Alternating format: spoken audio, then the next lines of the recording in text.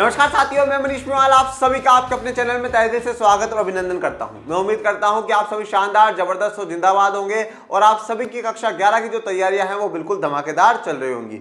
इन्हीं धमाकेदार तैयारियों को और भी धांसू बनाने के लिए आज हम लोग पढ़ने जा रहे हैं कक्षा 11 में राजनीति विज्ञान में राजनीतिक सिद्धांत का अध्याय 3 समानता।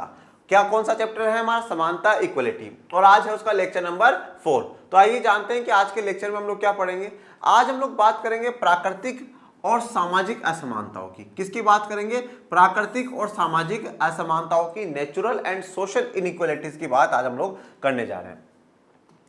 प्राकृतिक और सामाजिक असमानता है, इसको हम लोग कहते हैं नेचुरल और इसको हम लोग कहेंगे सामाजिक या सोशल इनइक्वालिटीज। अब जैसे आपको शब्दों से काफी कुछ क्लियर हो गया, काफी कुछ आप लोगों को समझ में आ गया होगा कि नेचुरल और सोशल इनइक्वालिटीज मतलब कुछ असमानताएं प्राकृतिक होती है, नेचुरल होती है, और कुछ असमानताएं समाज के द्वारा बना दी जाती है कि साहब मैं बड़ा वो छोटा, मैं ऊंचा वो नीचा, मैं ऐसा मैं वो वैसा, ये सब कुछ हमने बना दिया है। और प्राकृतिक होती है कि जो कि प्रकृति की ही देन होती है, जो कि प्रकृति की ही देन होती है। और समाज क्या होगी? जो समाज के द्वारा बनाई गई हो। सामाजिक जहां भी शब्द आता है वो समाज से जुड़ जाता है बेटा। सामाजिक जहां भी शब्द आएगा वो समाज से जुड़ जाएगा। जब हम कहते थे, मैं कक्षा 9वीं 10वीं को सामाजिक विज्ञान पढ़ाता हूं, तो मैं कहता हूं बेटा हम समाज का विज्ञान पढ़ने वाले हैं।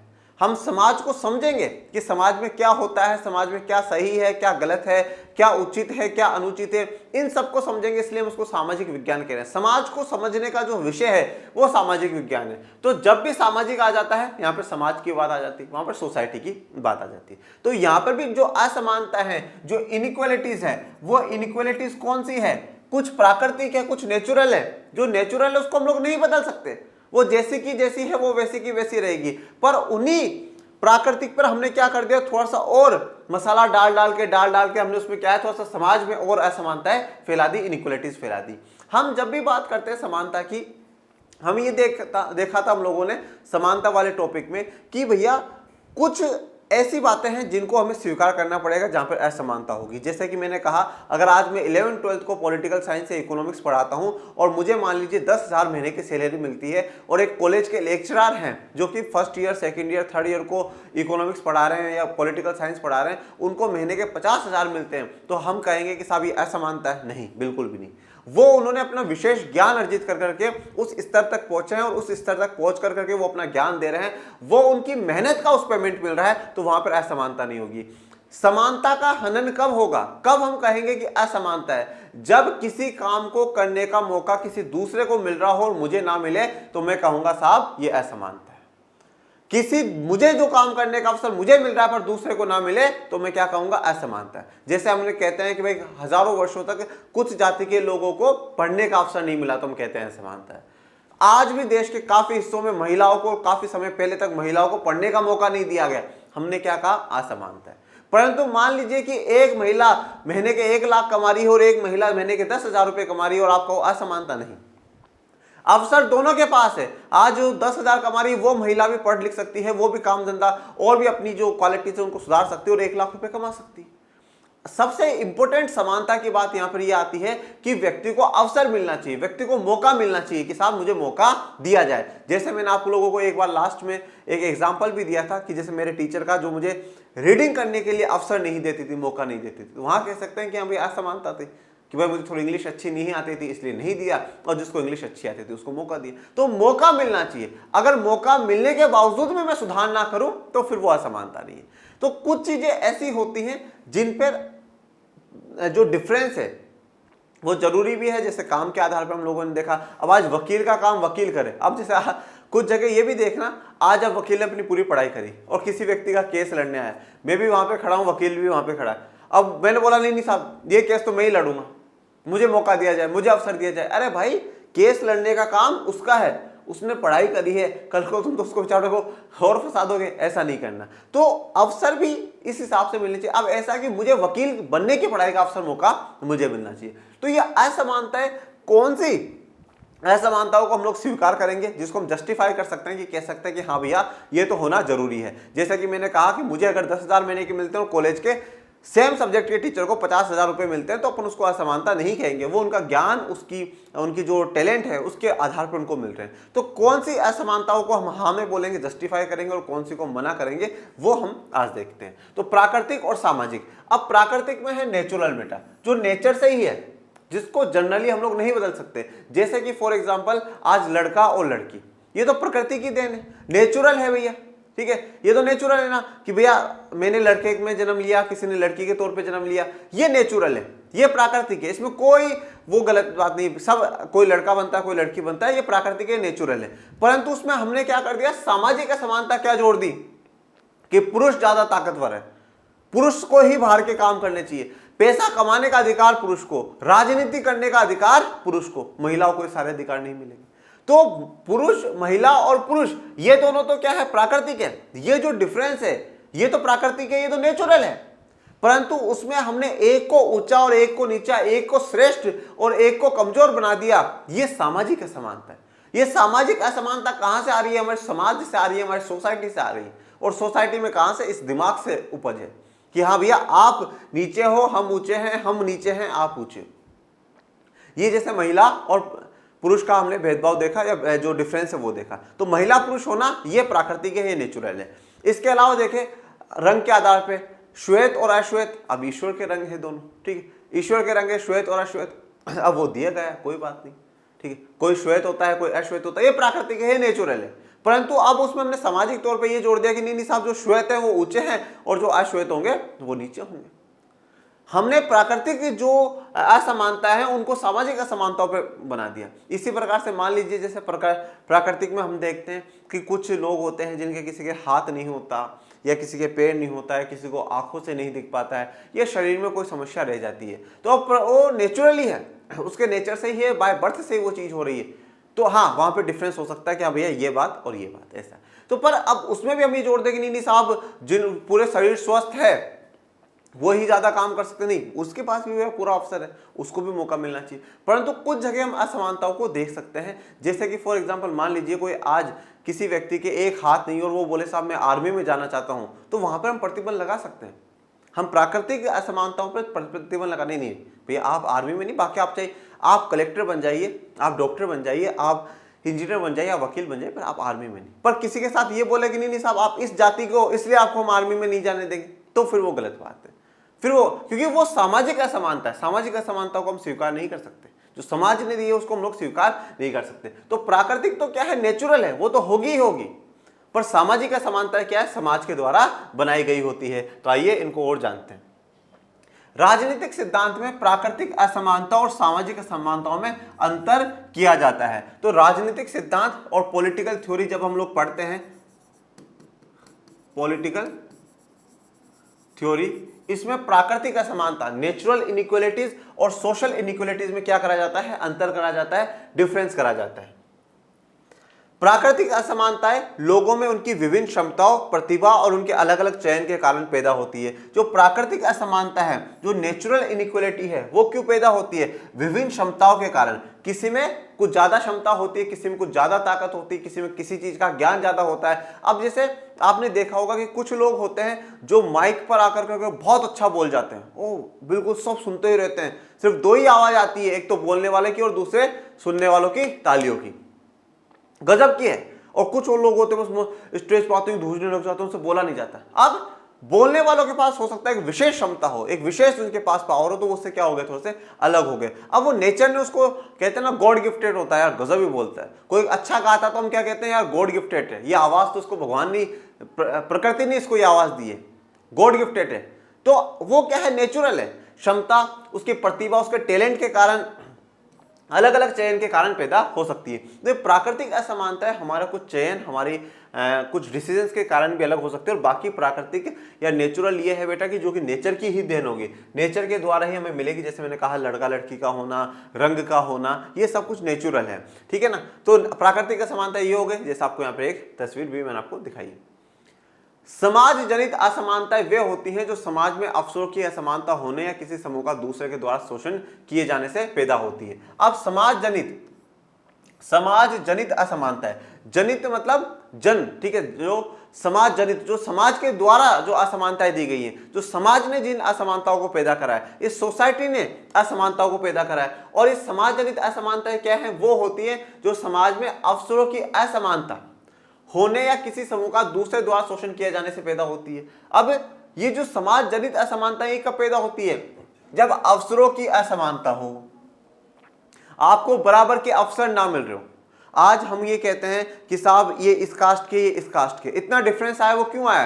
क्योंकि अवसरों की समानता नहीं मिली, सबको बराबर के मौके नहीं मिले। आज कहा जाता है कि हम हमेशा ये देखते हैं कि सब जो महिलाएं हैं वो आज भी हायर पोस्ट पर कम है या बाकियों पर कम है। क्यों? क्योंकि उनको इतने अवसरों की समानता नहीं मिली। ये सब समाज के द्वारा रचित है। तो अवसरों की असमानता, आपको मौके बराबर के ना मिलना। जैसे फॉर एग्जाम्पल मैं आज कहूं कि मान लीजिए किसी व्यक्ति को यह कहा गया कि आप आइए, आप 3 बार तक गलती हो चलेगा, और मैं क्या बोला, पहली बार में गलती हुई तो देख लेना। तो उसको 3 मौके और मुझे 1 मौका, तो मेरे साथ फिर कहूंगा यार असमानता है। ये तो जो अवसर मिल रहा है, ये अवसर क्या है? गलत है। जो ये अवसर किसी को ज्यादा किसी को कम, अवसर जो मौका है उसकी असमानता नहीं होनी चाहिए। और जब कोई एक समूह, एक ग्रुप दूसरे के द्वारा शोषित किया जाता है, मतलब एक समूह को दूसरा शोषण करे, उस पर अत्याचार करे, उसके साथ भेदभाव करे, उसको अवसरों से वंचित करे, तो उसे हम समाज जनित असमानताएं कहते हैं। प्राकृतिक असमानताएं लोगों की जन्मगत विशिष्टताओं और योग्यताओं का परिणाम मानी जाती है। अब देखो, समाज जनित हो गई जो कि समाज में अवसरों की असमानता के कारण है। प्राकृतिक असमानताएं क्या है? जो जन्मगत विशिष्टताओं और योग्यताओं का परिणाम मानी जाती है। हमने जन्म लिया और जन्म के साथ ही हमें कुछ विशिष्टता होती है, कुछ विशिष्ट गुण होते हैं, कुछ स्पेशल हमें क्वालिटीज होती हैं, कुछ योग्यताएं होती हैं, उन सब का परिणाम हम लोग मान लेते हैं। प्राकृतिक असमानताओं को हम ये मानते हैं। तो जैसे मैं फिर कहता हूं कि भैया लड़का और लड़की ये जो होना है ये प्राकृतिक है, नेचुरल है, ठीक है। तो इसमें आपको ऐसा नहीं कि कोई ये अलग है, ये नेचुरल है, ये होगा। पहले भी हजारों साल पहले भी हो रहा था, आज भी होगा और आगे भी इसी प्रकार से कोई लड़का जन्म लेगा तो कोई लड़की जन्म लेगी। परंतु उसमें इस प्रकार से बना देना कि नहीं साहब लड़के सुपीरियर होंगे या लड़कियां इंफीरियर होगी, कमजोर होंगी, या लड़कियां सुपीरियर होंगी, लड़के इंफीरियर होंगे, लड़के कमजोर होंगे, ऐसा वो समाज जनित हो जाता है। तो प्राकृतिक असमानता क्या है? जन्मगत हमें कुछ विशिष्टताएं होना, हमें कुछ योग्यताएं होना। अब आप यहां पर कहोगे कि सर आपने हमें शुरुआत में ये कहा था कि जन्म के आधार पर किसी भी प्रकार के जो विशेषाधिकार है उनको हम असमानता के रूप में देखेंगे। बिल्कुल मैंने ये बात कही थी, मैं अपनी बात को काट नहीं रहा हूं। ये क्या कह रहा है कि जन्मगत आप में कुछ विशिष्टताएं होती हैं, ठीक है। जन्म होते ही हो सकता है, जैसे मान लीजिए कोई बच्चा है 5 साल का होता है, वो बहुत अच्छा गाने लग जाता है, तो उसके साथ एक गॉड का गिफ्ट है कि उसको अच्छा गाने का उसको वो हुनर दिया है। हो सकता है कोई छोटे बच्चे बहुत अच्छी पेंटिंग कर लेते हैं, ये उनमें ज्ञान है, ये उनमें टैलेंट है। जन्म के आधार पर विशेषाधिकार की हमेशा विरोध करता हूं मैं। जन्म के आधार पर विशेषाधिकार ही असमानता है कि साहब इसने इस परिवार में जन्म लिया है, इस परिवार में जन्म लेने के कारण ये ऊंचा है, या इस परिवार में जन्म लेने के कारण ये नीचा है, इस जगह इस स्थान पर जन्म लेने के कारण ये बड़ा हो गया या ये छोटा हो गया। जन्म के आधार पर किसी भी प्रकार का कोई भी विशेषाधिकार होगा तो असमानता होगी। परंतु विशिष्टताओं, कोई स्पेशल क्वालिटी है तो वो तो जन्म से है यार, वो तो भगवान ने दी है, ईश्वर ने दी है, इस प्रकृति ने दी है, और इस प्रकृति ने दी है तो उसको तो माना जाएगा। तो वो असमानता नहीं है, वो इनइक्वालिटी नहीं मानी जाती। ये आमतौर पर मान लिया जाता है कि प्राकृतिक विभिन्नताओं को बदला नहीं जा सकता। तो अब हम ये सब मान लेते हैं कि जो प्राकृतिक विभिन्नताएं होती हैं उनको बदला नहीं जा सकता। देखो, जब शुरू में पॉलिटिकल साइंस बनती है, पॉलिटिकल थ्योरी की बात आती है, तो कुछ जो पॉलिटिकल साइंटिस्ट होते हैं उन लोगों का मानना होता है कि इन असमानताओं को हम 2 भागों में बांटते हैं, एक प्राकृतिक और एक सामाजिक। और प्राकृतिक असमानताएं ऐसी हैं जिनको बदला नहीं जा सकता, जैसे कि लड़का और लड़की, ठीक है, श्वेत अश्वेत, ठीक है, या कोई हैंडीकैप्ड है जिसके हाथ नहीं है, पैर नहीं है, ये सब कुछ। परंतु समय के साथ जैसे जैसे समय का पहिया घूमता है, हम ये चीज देखते हैं कि आज इन चीजों में भी परिवर्तन आ सकते हैं, इन चीजों में भी बदलाव आ सकते हैं, ठीक है ना। जैसे कि भाई आज प्लास्टिक सर्जरी होकर करके हम हमारा पूरा फेस चेंज कर सकते हैं, तो श्वेत अश्वेत का डिफरेंस रहेगा ही नहीं। आज जिनके हाथ नहीं होते उनके आराम से नकली के हाथ लगा दिए जाते हैं, जिनके दांत टूट जाते हैं उनके दांत एडजस्ट कर दिए जाते हैं, जिनका पैर टूट जाता है उनका पैर एडजस्ट कर दिया जाता है। अब वो प्राकृतिक हो सकता है कि उनकी समस्या रही हो या किसी भी कारण से वो समस्या हो गई हो, परंतु आज वो पॉसिबल है। तो अब कहीं ना कहीं ये प्राकृतिक असमानताओं को हम बदल सकते हैं, हम चेंज कर सकते हैं, इन असमानताओं को खत्म किया जा सकता है। परंतु अब जो ये शुरुआत के पॉलिटिकल साइंटिस्ट थे, इनका ये मानना था कि जो प्राकृतिक विभिन्नता है उनको बदला नहीं जा सकता, उनको चेंज नहीं करा जा सकता। परंतु आज जिस युग में, जिस एरा में हम लोग जी रहे हैं, हम ये चीज देखते हैं कि ये चीजें परिवर्तित हो जाती है। जिनका हाथ नहीं होता नकली हाथ लग जाता है, बिल्कुल अच्छे से चल रहे हैं, अच्छे से उनका काम हो रहा है, सब कुछ बढ़िया चल रहा है। जिनके दांत नहीं होते दांत लगा दिया जाता है, ठीक है। जिनको अपना चेहरा ही चेंज करवाना वो प्लास्टिक सर्जरी करवा लेते हैं। अगर आज के समय में मैं एक बात कहना चाहता हूं, जिस भी व्यक्ति के पास पैसे है ना, मतलब सब कुछ है, सब कुछ है, पैसा है तो सब कुछ हो जाएगा भैया, हर परेशानी का, हर समस्या का समाधान आ जाएगा। हाथ नहीं है, पैसा है, हाथ भी लग जाएगा, पैर नहीं है, पैसा है, पैर भी लग जाएगा, हर चीज पॉसिबल हो जाती है। परंतु हमेशा एक बात ध्यान रखिएगा कि पैसे के साथ साथ ऊपर वाले का आशीर्वाद, ईश्वर का आशीर्वाद होना बड़ा जरूरी है। उसका आशीर्वाद नहीं होगा तो पैसा भी धरा का धरा ही रह जाएगा। आपने माइकल जैक्सन की कहानी बहुत बार सुनी होगी बेटा, ठीक है। इसलिए कहा जाता है, जो अपने संत महात्मा होते हैं वो इसलिए कहते हैं कि बेटा ये जो सांस ले रहे हो ना, ये सांस भी तुम्हारी नहीं है, ये भी उस ऊपर वाले की मर्जी से चल रही है। जिस दिन वो चाहेगा ना, वो यूं बंद ही कर देगा, उसको ये बटन ही दबाना है, टक, आज से इसका एंड, और वो एंड हो जाएगा। माइकल जैक्सन ने ये सोचा था साहब मैं 150 साल जीऊंगा, ठीक है, हाँ शायद 100 या 150 साल तक का उसका प्लान था। और उस व्यक्ति ने खूब पैसा कमाया, आप अच्छे से जानते हैं। वो पूरे 30 से 40 डॉक्टर्स की टीम अपने घर पे रखता था। डेली उसकी पूरे शरीर की जांच हुआ करती थी, खुद की प्लास्टिक सर्जरी करा ली, ठीक है, बिल्कुल जो कलर है खुद का बिल्कुल व्हाइट कलर कर लिया। पेरेंट्स को चेंज कर दिया, माता पिता को बदल दिया, नहीं साहब मुझे तो गोरे गोरे माता पिता चाहिए, ठीक है, तो भाई लिया, गोरे गोरे माता पिता लिया, सब कुछ उसने कर लिया, ठीक है। और पूरा वो कोशिश यही करता था कि साहब मैं 150 साल जीऊंगा, मैं 150 साल जीऊंगा, 150 साल जीऊंगा। और 50 साल में अंत हो गया, 50 साल में खत्म हो गया। इससे क्या पता चलता है कि जिस दिन आएगा हरि का बुलावा, सब कुछ छोड़ करके जाना पड़ेगा। तो सब कुछ उसके ऊपर है। बहुत से डॉक्टर्स हैं ऐसे कहते हैं कि हम बहुत से ऐसे लोगों को देखते हैं जो बिल्कुल यूं हंसते खेलते, हम उनको ओटी में लेकर के जाते हैं, मतलब ठीक है, उनको कोई बहुत बड़ी परेशानी नहीं है, परंतु कुछ ही समय में वो चल बसते हैं। और कुछ ऐसे बहुत सीरियस, हमारे हाथ कांपने लग जाते हैं कि यार हम इन्हें बचा पाएंगे नहीं बचा पाएंगे, पर वो बच करके निकल जाते हैं, बच जाते हैं वो। ये सब ऊपर से चल रहा है, सब उसकी कृपा है बेटा, ठीक है, उसकी तरफ से सब कुछ चल रहा है। तो यहाँ पर हम मानते हैं कि पैसों से हम काफ़ी कुछ बदलाव ला सकते हैं, काफ़ी कुछ चेंज कर सकते हैं, परंतु वो सर्वश्रेष्ठ था, है और रहेगा। दूसरी ओर वे सामाजिक असमानता है जिन्हें समाज ने पैदा कराया। तो देखिए, दूसरी ओर सामाजिक असमानताएं, सोशल इनइक्वालिटीज है जिसको समाज ने पैदा करा है, सोसाइटी ने पैदा करा है। ये समाज के द्वारा पैदा करी गई है कि हाँ साहब मैं इस वर्ग का हूं, मैं ये हूं, मैं वो हूं, मैं ऐसा हूं, मैं वैसा हूं, ये हमने पैदा करा है। और जिस चीज को समाज ने, जिस चीज को सोसाइटी ने बनाया ना, उससे सोसाइटी ही खत्म करेगी बेटा, और कोई दूसरा खत्म नहीं कर सकता, सोसाइटी ही खत्म करेगी। अगर हम लोगों ने इस चीज को क्रिएट करा है कि साहब ये ऊंचा है, ये नीचा है, या ये कमजोर है, ये ताकतवर है, तो इन चीजों को, इन डिफरेंसेस को, इन भेदभाव को भी हम ही खत्म कर सकते हैं। जैसे कि फॉर एग्जांपल आज यहाँ पे बोर्ड पे मैं ये लिख दूं, तो अब इसको जो मिटाने का काम है, वो मिटाने का काम भी मैं ही कर सकता हूं। आप वहां से बैठ करके मिटाने का काम नहीं कर सकते, क्योंकि ये लिखा मैंने है तो ये मिटाऊंगा भी मैं, ठीक है, मैं ही मिटा सकता हूं। तो उसी प्रकार से अगर समाज ने कुछ सामाजिक असमानताओं को पैदा करा है, तो उनको खत्म करने का, उनको मिटाने का भी जो जिम्मा है वो समाज का, सोसाइटी का ही होता है। उदाहरण स्वरूप कुछ समाज बौद्धिक काम करने वालों को शारीरिक कार्य करने वालों से अधिक महत्व देते हैं और उन्हें अलग तरीके से लाभ देते हैं। अब जो बौद्धिक काम करते हैं, बौद्धिक का मतलब क्या होता है, इंटेलेक्चुअल, जो दिमाग का काम करते हैं, उनको शारीरिक कार्य करने वालों से अधिक महत्व दिया जाता है, ज्यादा इंपॉर्टेंस दी जाती है। जैसे कि फॉर एग्जाम्पल मैं आपको कहूं, जो इंजीनियर होता है, ठीक है, वो इंजीनियर अब दिमाग का काम करता है, ठीक है, ठीक है भाई, आर्किटेक्चर है, वो पूरा नक्शा बनाएगा और करेगा, वो दिमाग का काम करता है। उसको हमने ज्यादा महत्व दिया, किससे, जो पत्थर उठा करके दे रहा है, मजदूर है, मिस्त्री है, उसकी तुलना में हमने ज्यादा महत्व किसको दिया, इसको दिया। ये हमने सोसाइटी में बना दिया। अब आप कहोगे सर ये तो असमानता नहीं, वैसे तो ये असमानता नहीं है, क्योंकि जो इंजीनियर बना है वो पढ़ लिख करके बना है, उसको पूरे अवसर दिए गए। परंतु अगर यहाँ पर ये हो जाए कि नहीं साहब ये मजदूर है, ये इसका बेटा भी मजदूर ही रहेगा, और ये इंजीनियर है, इसका बेटा भी इंजीनियर बनेगा, मजदूर के बेटे को अवसर, इंजीनियर बनने का अवसर नहीं मिलेगा, तो फिर वो असमानता हो जाएगी। परंतु वहां पर काम का महत्व देखा जाता है, काम की इंपॉर्टेंस देखी जाती है कि कौन सा काम ज्यादा जरूरी होता है, कौन से काम की जो लेवल है वो ज़्यादा जरूरी है। अब बौद्धिक काम, इंटेलेक्चुअल काम है, जो मेंटल काम होते हैं बेटा, वो ऐसा माना जाता है कि खूब मेहनत कर कर करके उनको पाया जाता है, खूब पढ़ाई करता है व्यक्ति और करता है। और मैं आपको भी एक ही बात कहता हूँ कि अगर आप जीवन के 5 से 6 साल बेटा, 5 से 6 साल अगर आप अब भी मेहनत कर लेंगे ना, तो आपका आने वाला जो समय है ना, वो समय बेहतरीन होगा। और अगर आज 5 से 6 साल मेहनत नहीं कर पा रहे हो तो फिर फिर बाद में ज़िंदगी भर मेहनत करनी पड़ेगी। इसलिए 11th-12th अच्छे से करो। और मैं आपको ये कहता हूँ कि अगर आपका आईएएस में इंटरेस्ट है कि साहब आप आईएएस बनो, आप जो 3 साल आए ना, फर्स्ट ईयर, सेकेंड ईयर और थर्ड ईयर, 3 साल कॉलेज के होते हैं। कॉलेज मत जाना, जाना चाहो तो आपकी मर्जी है, मत जाना चाहिए। चाहे ओपन से Indira Gandhi open national university होती है, वहाँ से बीए कर लेना, कोई दिक्कत वाली बात नहीं।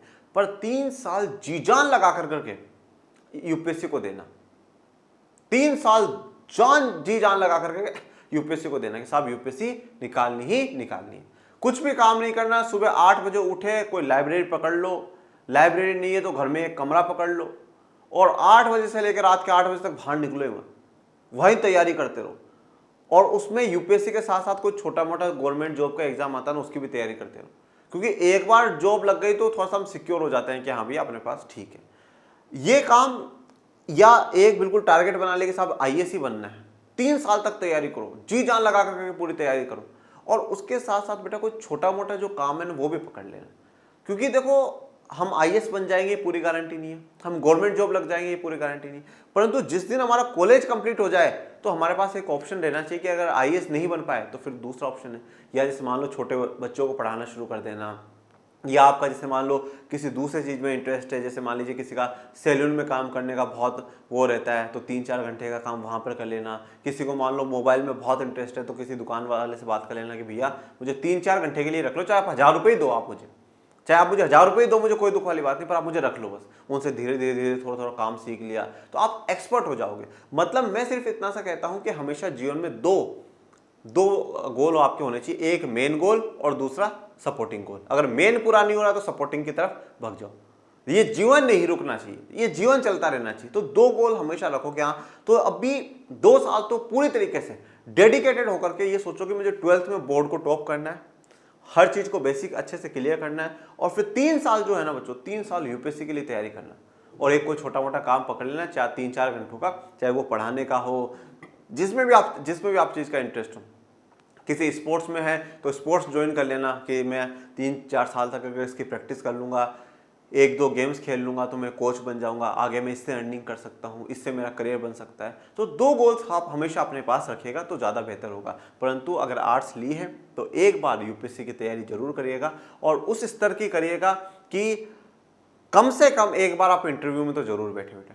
अगर मैं आपको पूरे विश्वास के साथ कहता हूं कि अगर आपने यूपीएससी की तैयारी करी और आप इंटरव्यू के लिए बैठ जाओगे ना, तो मतलब आप सोसाइटी के लिए बिल्कुल गोल्ड की तरह हो, प्योर गोल्ड, 22 कैरेट गोल्ड की तरह बेटा। ये मान करके चलना, आप सोसाइटी में बड़े परिवर्तन ला सकते हो, आपकी सोच में बड़ा बदलाव आएगा, आपकी सोच में बड़ी चेंजेस आएंगे, आप किसी को छोटा बड़ा ये नहीं मानोगे, ठीक है। थोड़े काफ़ी बदलाव आएंगे, काफ़ी अच्छी चीज़ें, अलग अलग विचारों की बारे में आपको पढ़ने का मौका मिलेगा। वहाँ तक पहुँचना एक मतलब बिगेस्ट थिंग है लाइफ में, मतलब बहुत अच्छा काम आपका हो जाएगा। और इंटरव्यू तो क्रॉस कर दो तो फिर तो आप कलेक्टर अधिकारी बन ही जाओगे, ठीक है। तो कुछ जो बौद्धिक काम होते हैं उनको महत्व देना जरूरी भी होता है, ठीक है। तो सोशल इनिक्वालिटीज में बेस्ट एग्जांपल यही है, जैसे हमने कहा कि महिला और पुरुष का होना ये प्राकृतिक है, परंतु उसमें किसी को कमजोर और किसी को ताकतवर बना देना ये सामाजिक असमानता है। वे विभिन्न वंश, रंग या जाति के लोगों के साथ भिन्न भिन्न व्यवहार करते हैं। तो देखिए अब अलग अलग जो वंश है कि भाई इसने इस परिवार में जन्म लिया है, इसने इस रंग का है, इस जाति का है, तो इनके साथ भिन्न भिन्न जो अलग अलग प्रकार का व्यवहार करते हैं, तो ये क्या है, ये समाज जनित असमानता है, समाज के द्वारा पैदा करी गई है। इस तरह के भेदभाव में समाज के मूल्य प्रतिबिंबित होंगे और इनमें से कुछ हमें निश्चित रूप से अनुचित लग सकते हैं। अब इस तरह के भेदभाव समाज के मूल्य प्रतिबिंबित होंगे, ठीक है। समाज के जो मूल्य है, समाज की जो वैल्यूज है वो प्रतिबिंबित होगी, मतलब रिफ्लेक्ट होगी। जैसे कि हम आईने के सामने खड़े होते हैं तो मेरा जो भी हुलिया है, मैं जैसा भी हूं वो आईना दिखा देगा, मतलब मुझे बिल्कुल सेम टू सेम रिफ्लेक्ट कर रहा है, जैसा मैं हूं वैसा आईना मुझे दिखा रहा है। तो ये जो इस तरह के भेदभाव समाज के मूल्य प्रतिबिंबित करते हैं कि समाज क्या सोचता है, समाज के क्या मूल्य हैं, समाज के क्या वैल्यूज है, ठीक है, समाज की क्या वैल्यूज है उसको दर्शा देता है। जैसे मैं हमेशा आपको नहीं कहता एक बार कि बेटा आपके बात करने का तरीका बहुत से लोगों को प्रतिनिधित्व दिखाता है। वो ये दिखाता है आप अच्छे से बात करो तो आपके माता पिता के संस्कार अच्छे बताए जाएंगे, आपके गुरुजनों की शिक्षा अच्छी बताई जाएगी, आपकी सोसाइटी को अच्छा बताया जाएगा आप जहां रहते हो। तो इसी प्रकार से जो भेदभाव होते हैं वो समाज के मूल्य को प्रतिबिंबित कर देते हैं, मतलब उनको रिफ्लेक्ट कर देते हैं। इनमें से कुछ निश्चित रूप से अनुचित लग सकते हैं और ऐसे हमें अनुचित लग सकते हैं, मतलब हमें गलत लग सकते हैं। जैसे कि ये वाला जो है ये बिल्कुल क्या है, गलत है। प्राकृतिक और समाज मूलक असमानताओं में फर्क करना इसलिए भी उपयोगी होता है कि इससे स्वीकार की जा सकने लायक और अन्यायपूर्ण असमानताओं को अलग अलग करने में मदद मिलती है। हम प्राकृतिक और जो समाज मूलक असमानता है उनको फर्क करना इसलिए भी जरूरी समझते हैं, इसलिए भी उपयोगी समझते हैं क्योंकि इनसे हम स्वीकार कर सकते हैं कि भाई स्वीकार करने के लायक कौन सी असमानता है जो स्वीकार कर लेनी चाहिए कि हाँ भैया ये तो होंगी ही होंगी। अगर मैंने मेहनत करी है तो मुझे ज्यादा पैसा मिलेगा, आपने कम मेहनत करी तो कम पैसा मिलेगा। मैंने बचपन जो है वो पढ़ाई में निकाल दिया इसलिए आज मैं अधिकारी बनकर के जीवन के मजे ले रहा हूं, और आपने बचपन में पढ़ाई नहीं करी तो अब आज आप मजदूरी कर रहे हैं।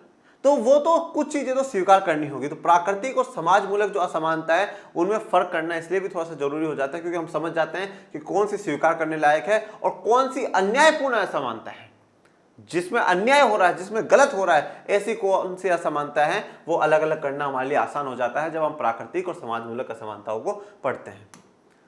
लेकिन दो तरह की असमानताओं में फर्क हमेशा साफ और अपने आप स्पष्ट नहीं होता। तब यहां से टॉपिक को देखिए। अब एक तरफ आपको यह बात क्लियर हो गई कि प्राकृतिक और समाज जनित या सामाजिक जो असमानता है उनको पढ़ना जरूरी भी है क्योंकि उनसे हमें यह पता चल जाता है कि भैया कौन सी सही और कौन सी गलत है। तो हमने ये देखा जो प्राकृतिक है, जो नेचुरल है, वो तो ठीक है, वो तो होगी उसमें अपन क्या कर सकते हैं। भैया आज आलू को आलू कहते तो कहने दो ना भैया, आपकी क्या दिक्कत आ रही है।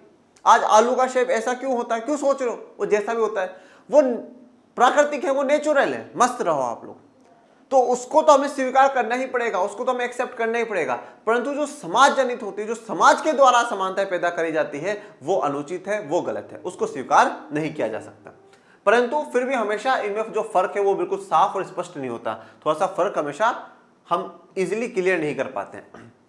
जैसे कि उदाहरण के तौर पर जब लोगों के बर्ताव में कुछ असमानताएं लंबे काल तक विद्यमान रहती है तो वह हमें मनुष्य की प्राकृतिक विशेषताओं पर आधारित लगने लगती है। अब देखो जब लोगों के बर्ताव में कुछ असमानताएं लंबे काल तक रहती है, अब कुछ जो असमानता है मान लीजिए वो लंबे समय तक चल रही है, तो वो हमें मनुष्य की प्राकृतिक विशेषताओं पर आधारित लगने लगती है कि ये सब कुछ क्या हो गया, ये प्राकृतिक हो गया, ये नेचुरल हो गया। और इस आधार पर क्या है, लोग शोषण करना भी शुरू कर देते हैं। इस आधार पर लोग क्या कर देते हैं, शोषण करना भी शुरू कर देते हैं। इसको भी हम देखते हैं, ये आपको इक्वलिटी की तस्वीर दिखाएगी।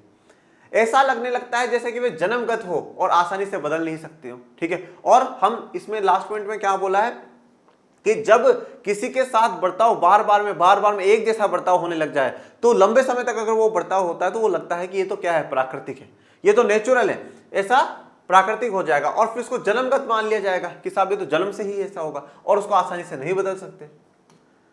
उदाहरण, औरतें अनादिकाल से अबला कही जाती थी, उन्हें भीरू एवं पुरुषों से कम बुद्धि का माना जाता था, जिन्हें विशेष संरक्षण की जरूरत थी, इसलिए ये मान लिया गया था कि औरतों को समान अधिकार से वंचित करना न्याय संगत है। अब देखो काफी समय से क्या है, औरतों को अबला समझा जाता था, मतलब वीकर, कमजोर समझा जाता था। अब जब उनको कमजोर समझा जाता है, लंबे समय से उनको कमजोर समझा जा रहा है, तो जो पुरुष होते हैं, जो पुरुष प्रधान समाज बना दिया गया कि नहीं साहब महिलाएं तो क्या है, कमजोर हैं, उनको बराबरी के अधिकार नहीं होंगे, तो इस प्रकार का इनको वंचित अधिकारों से वंचित करना क्या है, न्याय संगत मान लिया। मतलब हमने महिलाओं के साथ एक ही जैसा बर्ताव बार बार में लंबे समय तक करा और हमने उसको क्या है, नेचुरल बना दिया। समाज जनित असमानता को हमने क्या कर दिया, प्राकृतिक रूप दे दिया। हमने नेचुरल उसको कर दिया कि हाँ साहब ये तो ऐसा ही है, और फिर उसको हमने नेचुरल इनइक्वलिटीज या प्राकृतिक असमानताओं के आधार पर उसको न्याय संगत बना दिया कि हाँ ये तो सही है भैया, ये तो बिल्कुल गलत जो हो रहा है, ये बिल्कुल सही चल रहा है, इसमें कोई भी गलत वाली बात नहीं है। अफ्रीका में काले लोग उनके औपनिवेशिक शासकों द्वारा कम बुद्धि वाले, नीरे बच्चे और महज शारीरिक श्रम, खेल कूद, संगीत में बेहतर माने गए हैं। देखिए अब अफ्रीका में जो काले लोग हैं, ठीक है, और उनके जो शासक है, औपनिवेशिक शासक जो यूरोपियन कंट्रीज के लोग हैं, वो गोरे हैं, तो वो अपने आप को गोरे लोग क्या मानते हैं कि ये जो काले लोग हैं कम बुद्धि वाले हैं, लोअर हैं, और हम क्या है, हम ज्यादा बुद्धि वाले हैं, अच्छे हैं खेल कूद में, संगीत में, हम इन सब में ज्यादा अच्छे हैं। ये धारणा दास प्रथा जैसे संस्थाओं को नियोजित ठहराने में प्रयुक्त हुई, और ये धारणा क्या दास प्रथा का आधार बनने में बड़ा यूजफुल है कि भाई जैसे अब ये अश्वेत लोग हैं, ठीक है, ये कम बुद्धि वाले हैं, ये ऐसा है, तो इसलिए क्या करो, ये दास बन जाएंगे, ये हमारे दास बन करके क्या कर लेंगे, सेवा कर लेंगे। देखो बच्चों, एक्चुअल में हुआ क्या, 14वीं-15वीं शताब्दी का जो टाइम पीरियड है, वो टाइम पीरियड यूरोप में बड़े बदलावों का था, ठीक है। वहाँ पे जो राजा महाराजा है उनके खिलाफ थोड़े से वाद विवाद होने लगे, धर्म में जो कमियां थी, कुरीतियाँ थी, उनके सुधार में बातचीत होने लगे। तो वहाँ पर तो क्या हुआ, काफ़ी बड़े बदलाव आना शुरू हो गए, और जब काफ़ी बड़े बदलाव आना शुरू हो गए, समानता की बातें होने लगी और कुछ होने लगा, तो फिर वहाँ के जो इसी प्रकार का जो शासक वर्ग है उसने सोचा कि यार अब हम यूरोप में, अपने देशों में तो किसी को दबा करके रख नहीं सकते, कोई दास प्रथा इस प्रकार का हम काम कर नहीं सकते हैं। तो फिर उनको एशिया और अफ्रीका की तरफ नजर आया। उन्होंने देखा एशिया अफ्रीका में ज़्यादा टेक्नोलॉजी नहीं है, ज़्यादा लोग साइंस से नहीं जुड़े हुए हैं, तो क्या करें, हम एशिया और अफ्रीका के देशों में जाए और वहाँ के लोगों को बेवकूफ़ बना करके हम क्या बना लें, गुलाम बना लें, और उनको ये बात मनवा दे कि बस साहब आप नीचे हो और हम ऊँचे हैं, हमारा रंग ऐसा है, हम ऐसे बुद्धिमानी है, देखो हमें साइंस का इतना ज्ञान है, हमारे पास ये टेक्नोलॉजी है, तुम तो आज भी ऐसे जी रहो, तुम हमसे लोअर हो, लोअर बन करके ही रहो, ठीक है ना। ऐसे सभी मानकों और मूल्यांकनों पर अभी भी सवाल उठाए जा रहे हैं।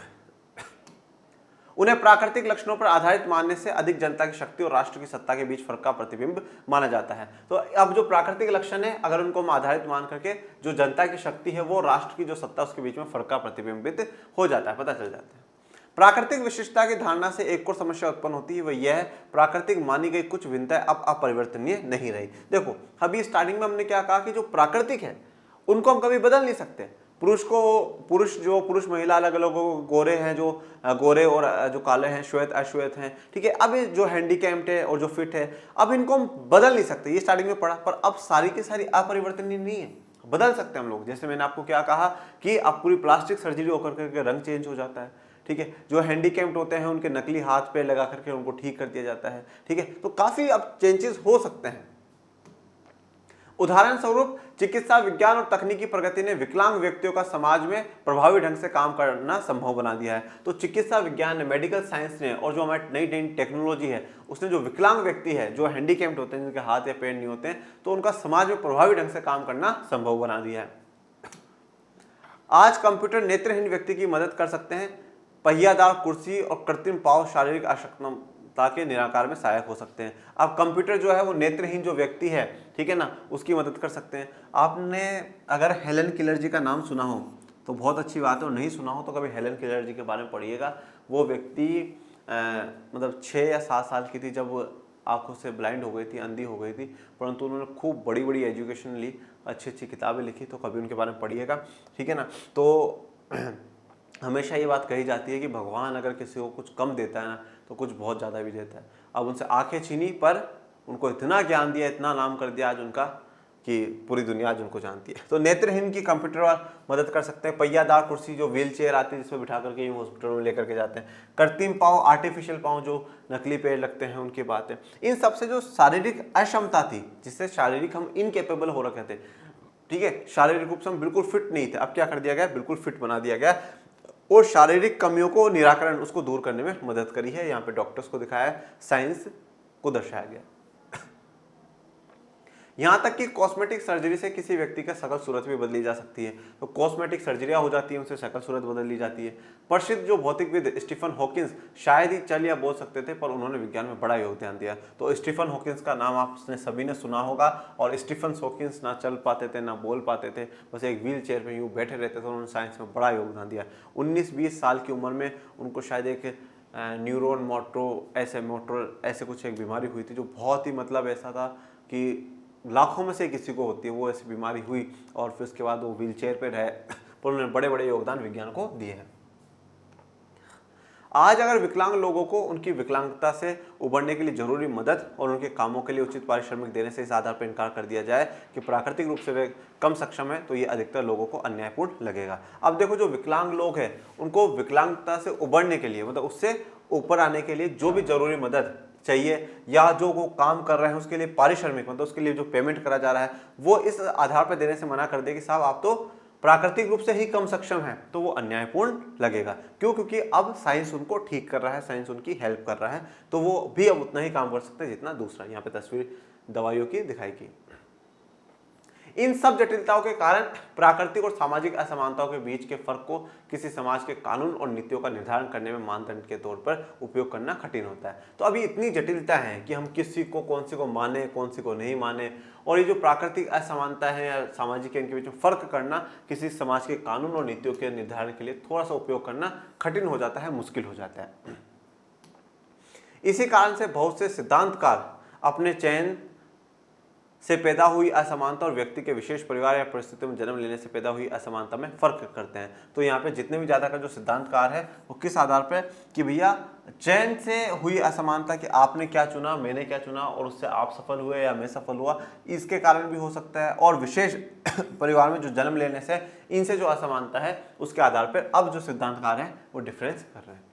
ये दूसरी तरह की असमानता ही समानता के पक्षधर लोगों को सरोकार का स्रोत है। वे चाहते हैं कि परिवेश से जन्मी असमानता को न्यूनतम और समाप्त किया जाए। तो जो दूसरे स्तर की असमानता, जो जन्म से असमानता होती है, ठीक है ना, उसमें क्या है, उसको न्यूनतम, कम से कम करा जाए और समाप्त कर दिया जाए। मतलब जन्म के आधार पर जो हम कहते हैं, जैसे मैंने कहा जन्म के आधार पर जो भी विशेषाधिकार है उसको खत्म कर देना चाहिए। तो यहाँ पर प्राकृतिक और सामाजिक असमानताओं में सीधा सा जो हमारा निष्कर्ष है वो यही है कि प्राकृतिक क्या होती है, ऐसी होती है जो नेचुरल है, जो गॉड गिफ्टेड जिसको हम लोग कह सकते हैं, वो हो सकती है, ठीक है। तो उसमें कोई ऐसी दिक्कत वाली बात नहीं। और फिर कहा जाता है जो प्राकृतिक जो कमियां रह जाती है किसी भी व्यक्ति में, तो पहले ही कहा जाता था कि साहब इनको बदला नहीं जा सकता, परंतु अब चेंज किया जा सकता है, अब बदलाव संभव है। विज्ञान ने बहुत तरक्की कर ली है, बहुत आगे बढ़ चुका है विज्ञान, ठीक है। तो अब चेंज हो सकता है, अब परिवर्तन हो सकता है, और समाज जनित जो है उनको कम से कम करने की कोशिश करी जा रही है। यही हमारा निष्कर्ष है, ठीक है। तो आज के लिए अपना इतना ही। अब आगे हम लोग राजनीतिक, सामाजिक और आर्थिक जो असमानता है उनकी चर्चा करेंगे।